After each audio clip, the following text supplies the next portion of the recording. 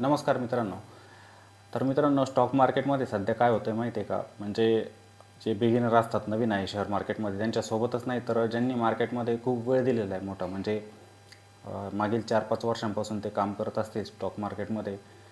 तर हे जे मार्केटवरती जातं आहे, म्हणजे त्याच्यामध्ये ज्या तेजी येत आहे, मंदी येत आहे, तर त्याच्यामध्ये ना ते खूप पॅनिक होऊन बसलेले.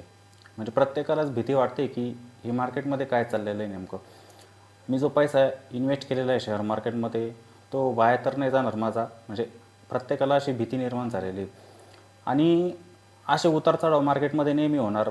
माझे व्हिडिओ बघा तुम्ही दीपटेकवरती पण, आणि हे जे व्लॉग बनवत असतो मी आपल्या या व्लॉगिंगच्या चॅनलवरती, तर तिथे पण तुम्हाला नेहमी सांगत असतो की हे उतार-चढाव जे असतात ना, ते मार्केटमध्ये चालूच राहणार आहे नेहमी. आता पहिले काय व्हायचं की मार्केट थोडे ट्रेंडिंग चालायचे. म्हणजे प्रत्येक दिवसाला आपल्याला वरती जाताना दिसायचे, म्हणजे ट्रेंडिंग असायचं. एक अप ट्रेंडमधलं मार्केट म्हणतो ना आपण, किंवा डाऊन ट्रेंडमधलं मार्केट म्हणतो, तशा पद्धतीचे मार्केट आपल्याला बघायला मिळायचे. पण आता तसं पण होताना दिसत नाही. त्याच्यामुळे काय होतं की लोक पॅनिक होत आहे. मग त्यांना वाटतं की आपण जो पैसा शेअर मार्केटमध्ये लावलेला आहे, तो आता वाया जाऊ शकतो. भविष्यात पण इथे आपली प्रॉफिट बनण्याची संभावना कमी आहे असं लोकांना वाटतं आहे. पण ते चुकीचं आहे.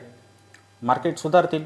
जसं आता बघा, शेअर मार्केटचं जर म्हटलं तर भारत देश, म्हणजे आपल्या भारतामधलेच लोक जे आहे खूप चांगल्या प्रकारे इन्व्हेस्ट करत आहे शेअर मार्केटमध्ये, म्युच्युअल फंडमध्ये पण. आणि चांगलं करत होतं आपलं इंडियन शेअर मार्केट. त्यामध्ये काय झालं आहे की एफ आयची जी सेलिंग मार्केटमध्ये होते, म्हणजे सेलिंग जास्त करत आहे. त्याच्यामुळे काय होतं आता, तर आपला भारत जो 5व्या नंबरला होता, तर आता तो नंबर खाली येताना दिसतो आहे. तैवानचं मार्केट जे आहे ते वरती आलेले आहे 5व्या नंबरला, म्हणजे तैवानचं मार्केट, आणि त्याच्यानंतर मग आपला भारताचा कुठे नंबर लागतो आहे.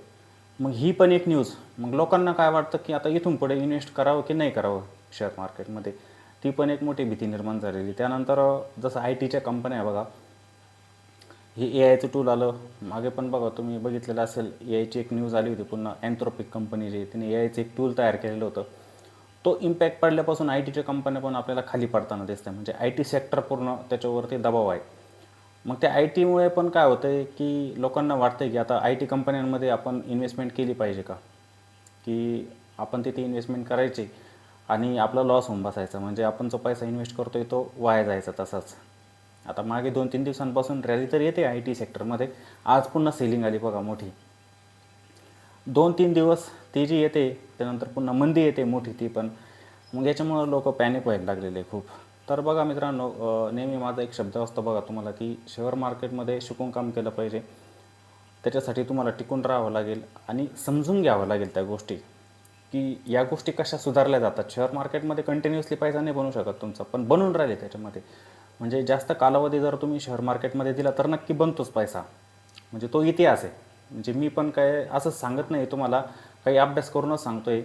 माझी पण इन्व्हेस्टमेंट असणारच आहे, त्यामुळे पण मी तुम्हाला सांगतो आहे. आणि बाकीचे लोक जे इन्व्हेस्ट करतात, ज्यांनी मागील 10-15 वर्षांपूर्वी इन्व्हेस्टमेंट केलेली आहे, ते जो मी 10-15 वर्षांपूर्वी इन्व्हेस्ट केलेला होता, आता त्याच्यावरती माझे मिळणारे रिटर्न हे बँक एफ डी किंवा दुसऱ्या असेटमध्ये जर आपण टाकले असते तर तरी चांगलंच येतं आहे रिटर्न, असं म्हणू शकतो आपण. मग ते 2% जास्त येऊ दे किंवा 4%, रिटर्न त्यांचे बनलेलेच आहे. मग अशा कंडिशनमध्ये बनत नाही याचा अर्थ आपण थोडं थांबलं पण पाहिजे त्याच्यामध्ये ना, थोडा कालावधी दिला पण पाहिजे. हिस्ट्री आहे मार्केटची की मार्केटने चांगले रिटर्न बनवून दिलेले आपल्याला. मग आपण ते समजून घेणं गरजेचं आहे.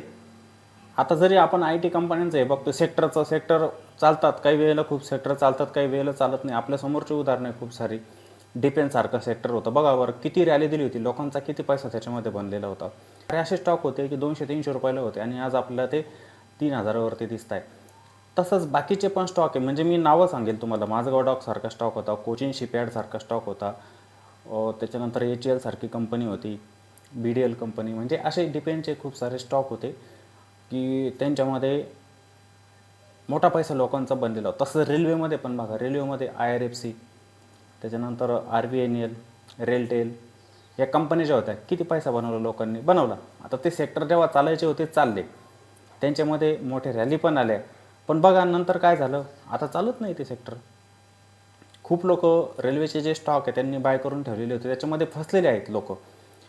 आता एकतर चुकीची पद्धत, इन्व्हेस्टमेंट पण स्मार्ट पद्धतीने करावं लागतं, की तुम्ही असं नाही की कोणत्याही ठिकाणी कोणतेही स्टॉक, कोणत्याही कंपन्यांचे स्टॉक बाय करून टाकले. ते पण असं नाही की तुम्ही कोणत्याही ठिकाणी कोणत्याही कंपनीचा स्टॉक बाय करून टाकायचा, ते पण असतं चुकीचं.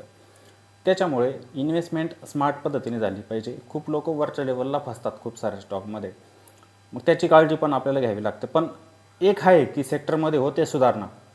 असं नाही की आता हे रेल्वे सेक्टर आहे 2-3 वर्षांपासून चालत नाही म्हणजे चालणारच नाही, चालेल. डिफेन्स आहे ते पण चालेल, जसं बँकिंग आहे ते पण चालेल. PSU CPSE यांच्यामध्ये कशा रॅली आल्या होत्या बघा 2-3 वर्षांपूर्वी, आता नाही चालत येते. म्हणजे अशा गोष्टी प्रत्येक सेक्टरमध्ये होत असतात. असं नाही की मग आपल्याला IT आहे, असं नाही की मग आपल्याला IT दिसतंय तर मग IT मध्येच हे होतं आहे, असं नाही आहे. प्रत्येक सेक्टरमध्ये आपल्याला ही गोष्ट होताना दिसते. आता AI मध्ये कसं, आता फ्युचर AIचं जे, त्याच्यामुळे लोकांना टेन्शन आलेलं त्या गोष्टीचं की AI मुळे IT कंपन्यांचं काही खरं नाही आहे. तसं काही नाही.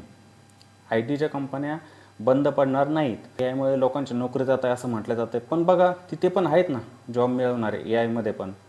AI, डाटा सायन्स, त्यानंतर मशीन लर्निंग याच्यामध्ये पण जॉब मिळवणारे आहेत.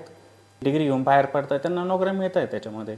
असं नाही की पूर्णपणे बंदच आहे. हां, जे काम 50 लोकांनी करायचं होतं ते आता कमी लोक करणार, एवढाच फरक आहे. ज्याच्यामध्ये स्किल असेल तो पुढे काम करणार त्याच्यामध्ये, आणि त्याचं डिमांड नेहमी असणार आहे ज्याच्यामध्ये स्किल आहे, कोणी असू द्या. त्यामुळे मग भीती बाळगण्याची गरज नाही शेअर मार्केटमध्ये. शेअर मार्केटमध्ये या गोष्टी पुढे पण चालत राहणारच आहे.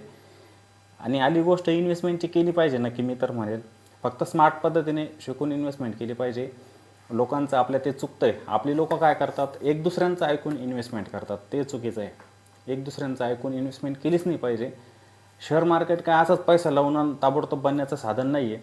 तो बनतो अभ्यासानेच, तिथे बनतो अभ्यासानेच पैसा, असा डायरेक्टली बनत नाही. आपली लोक जे ऑप्शन ट्रेडिंगमध्ये जात आहे, ट्रेडिंगमधून पैसा बनवण्याचा प्रयत्न करत आहे. लोकांना वाटतं की डेलीचा पैसा बनावा, पण ते शक्य नाही आहे. वाटतं आहे की ऑप्शनद्वारेच माझा पैसा बनला पाहिजे, डेलीचा पैसा. ते शक्य नाही, आणि फ्युचरमध्ये पण ते शक्य नाही. तुमचा पैसा जाईलच उलट त्याच्यामध्ये. तर मग थोडंसं शिकून काम केलं पाहिजे. मार्केटचे ऑब्झर्वेशन फार गरजेचे असतात. सर्वात जास्त म्हणजे की अनुभव किती घेत आहे तुम्ही मार्केटमध्ये, आणि त्या मार्केटला किती समजून घेत आहे. जे आपण म्हणतो ना की दिवसभर बसण्याची गरज नाही शेअर मार्केटसाठी, की तुम्ही 12-12 तास बसले, 24-24 तास बसले, गरज नाही आहे. तुम्ही वेळ द्या, एक 2-3 तासांचा वेळ द्या, आणि त्या वेळेमध्ये ना त्या मार्केटचे ऑब्झर्वेशन करा की कशा पद्धतीने मार्केट चालतात.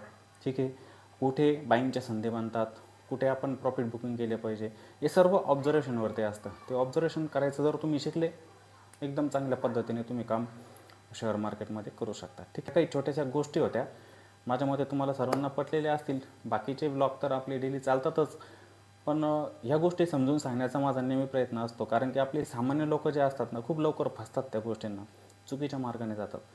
तर तसं नका जाऊ, थोडं शिकण्याचा प्रयत्न करा शेअर मार्केटमध्ये. तर तुम्हाला सर्वांना या गोष्टी नक्की आवडलेल्या असतील तर व्हिडिओला लाईक करा, शेअर करा, आणि कॉमेंट करायला विसरू नका. थांबतो. जय हिंद.